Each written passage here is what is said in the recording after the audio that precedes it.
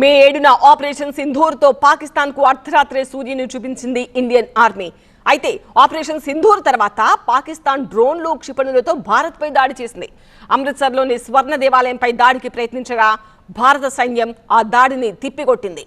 తాజాగా పాక్ క్షిపణులను ఎలా కూల్చారో తెలిసేలాగా వెస్టర్న్ కమాండ్ ఎక్స్ లో ఒక వీడియో పోస్ట్ చేసింది. అగ్నిగోడల్లా భారత ఆర్మీ శత్రు దేశపు మిసైల్ ను నేలమట్టం చేసింది.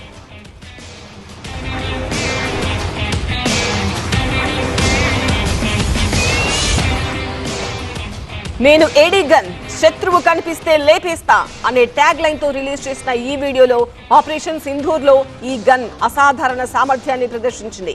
ఏడీ గన్నర్ గా పిలువబడే ఈ యంత్రాంగం శత్రువు గాలి మార్గంలో ప్రయాణిస్తున్నప్పుడు స్పష్టంగా గుర్తించి ఖచ్చితంగా లక్ష్యాన్ని ఛేదించగలదు.